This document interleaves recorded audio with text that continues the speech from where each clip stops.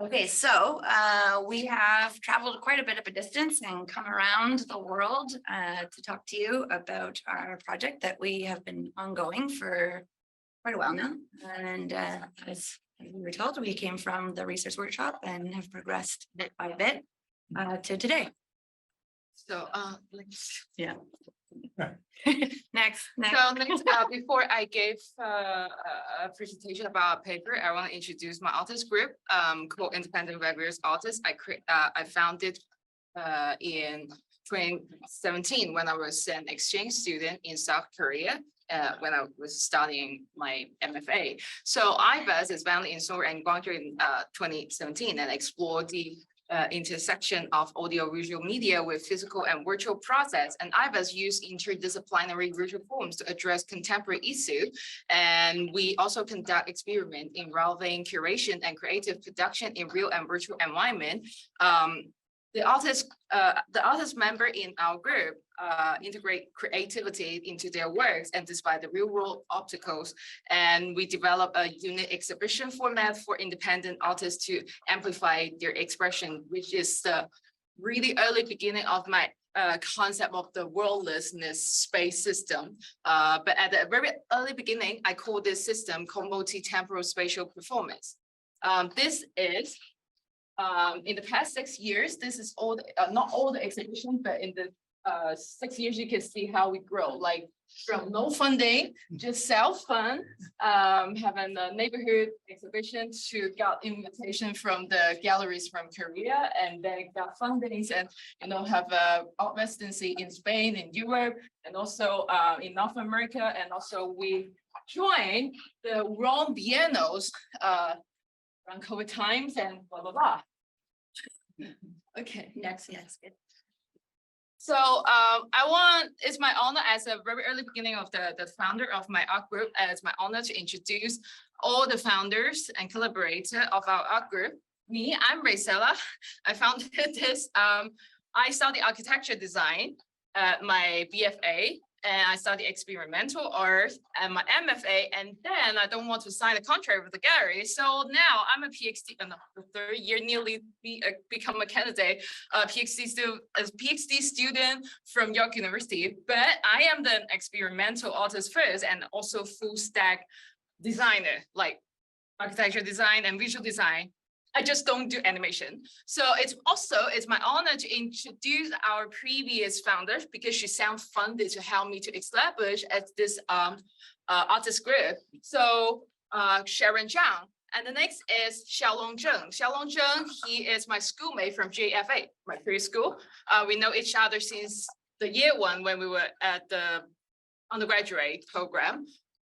And now he is the co-founder and the main operator to our IVAS China crew, curator founder in China. And 2019, I came to Canada and met Sarah. And then Sarah now is also the leader of our Canada crew.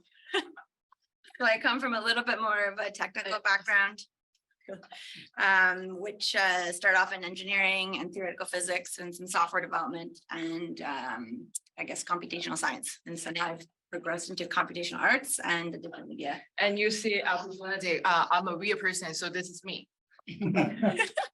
I love it. Next, yeah. There's a sound. So because right now, because I mean, hello everyone, I am Zheng Xiaolong. I am a Chinese artist and a university teacher. My research direction is experimental art and digital media art, and I also use painting tools to create. It is such an honor to join EVA London. As a co-founder of IVAS, I am very excited to share the latest developments in our art projects. Thank you. But the funny joke is our AIP baby actually adopt his voice as its voice. And now Xiaolong Zheng want to make a joke too. He adopted AI voice as his voice. It's also my honor to introduce all our IVAS members. We have 40 members here, including artists, photographer, and also scientists here. So the first one. Yes, so we've got Klaus Brugman, and he is a independent game designer. And Yongjin Chang is a video artist from South Korea. Yu Dan is a printmaking artist and also experimental artist from China. Liu Hao is an filmmaker, film director, and also printmaking artist and experimental artist he's from France and China. And Hao Yu is she's also an experimental artist. And Monolithic is a digital media artist, and we have Michael Merceau, who's actually an interactive video artist as well. Emmanuel Dianti is from Italy. He's a photographer and artist. And Guilherme Martins from Portugal is also an interactive art artist.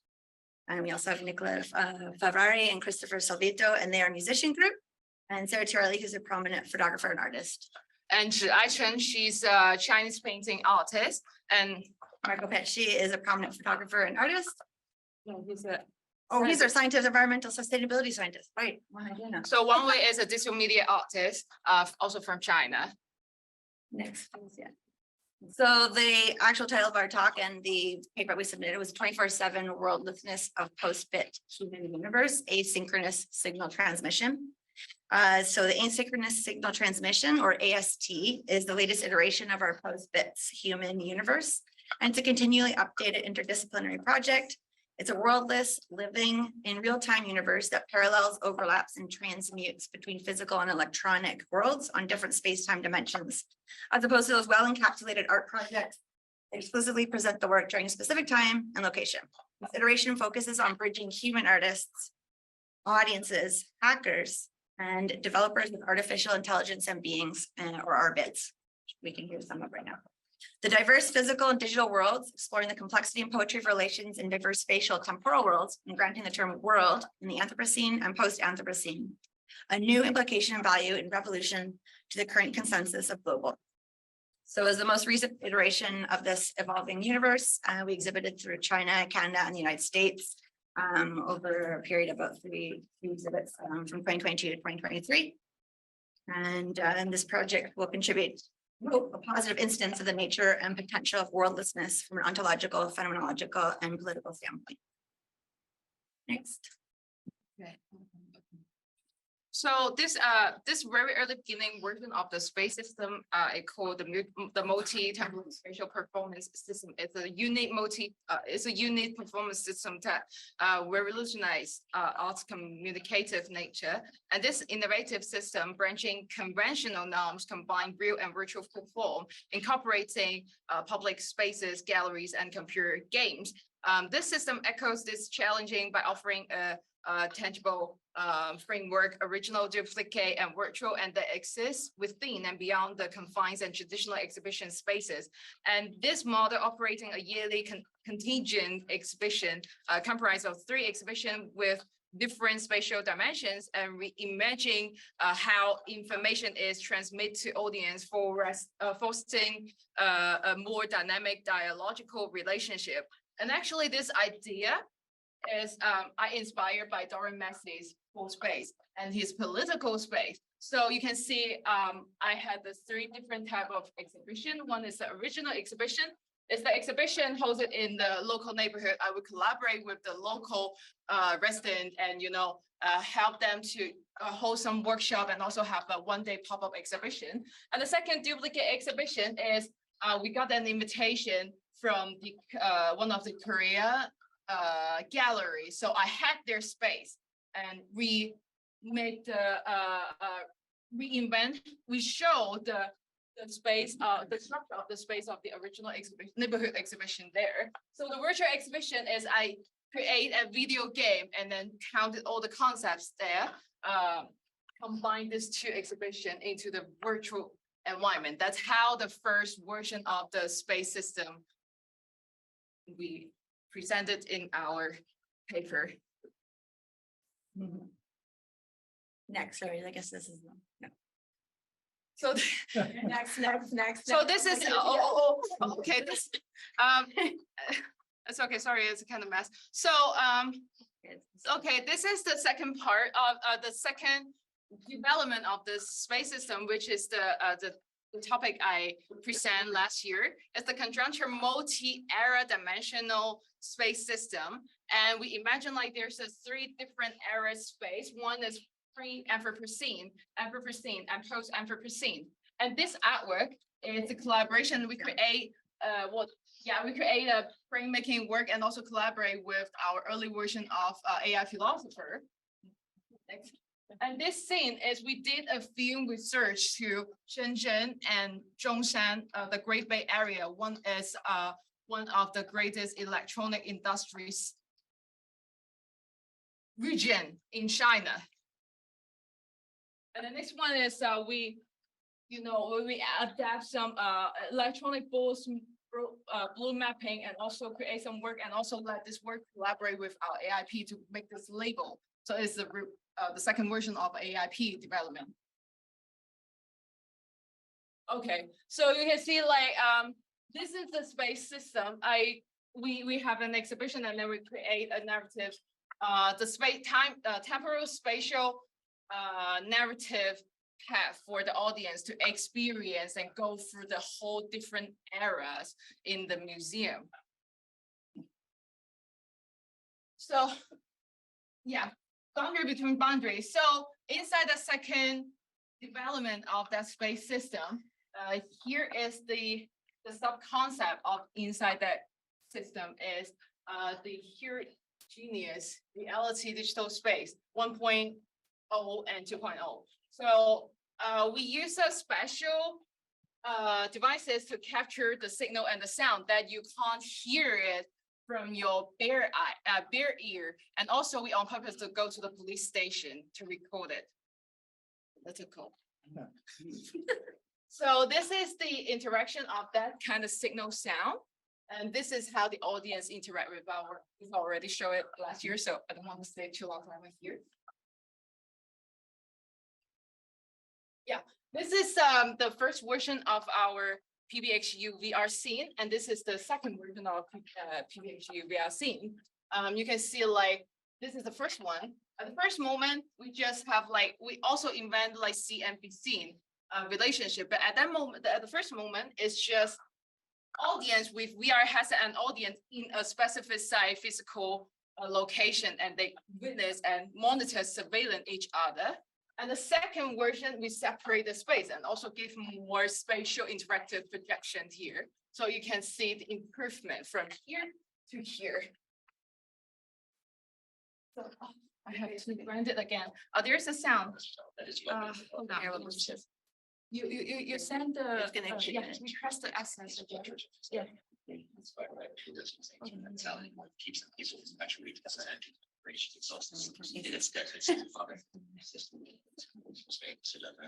Okay. You hear it. You can experience. This is the VR environment, and you can hear this voice. Our AIP adopted Xiaolong Zheng's voice. And this is how the VR scene inside. And actually, this VR scene is I send a lot of like the canvas.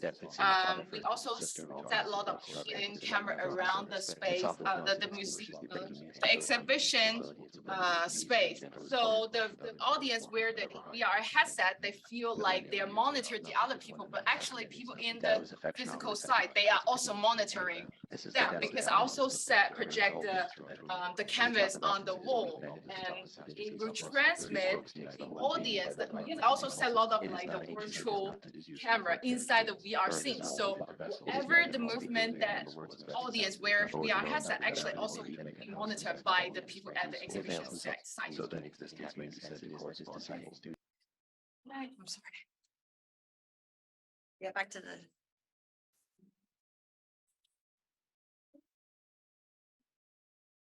This. So okay. So now it's the new version is 24/7 worldless spatial temporal system. So what's the special of this is this time we no longer just let the see and be seen located at one single physical site. And also don't forget the special internet situation in China also give it more interesting political narrative on this thing. So we set and it's okay. So we set we exhibit the PBXU at two different sites. One is we had an exhibition at Guangzhou Museum of Art, and the other one, this is in China. And we also make present our work at Alice Lab at our York University.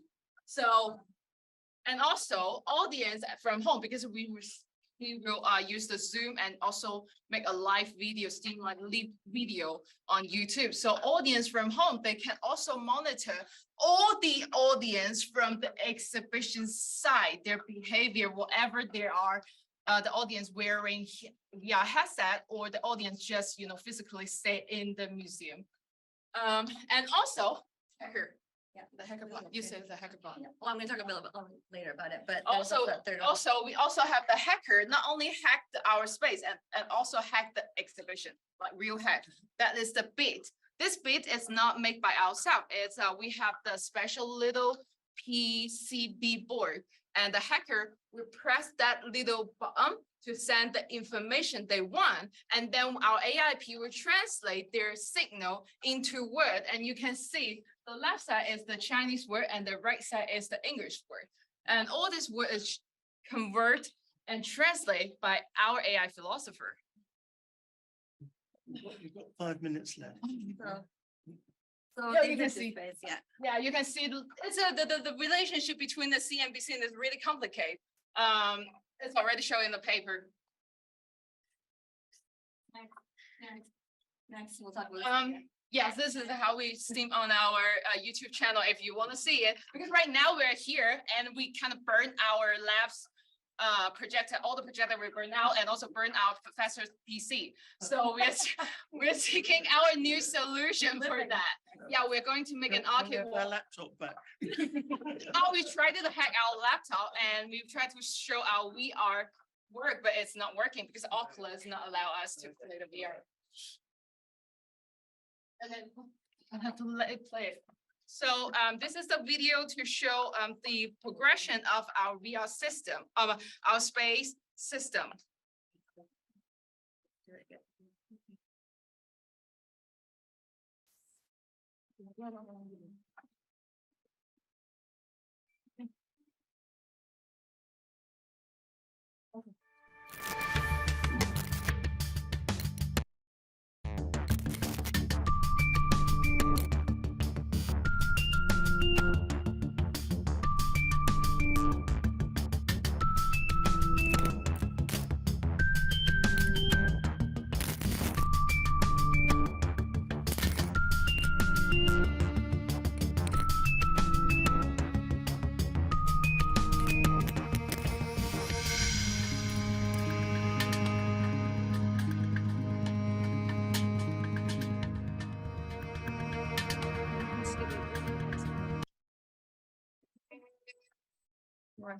Yes.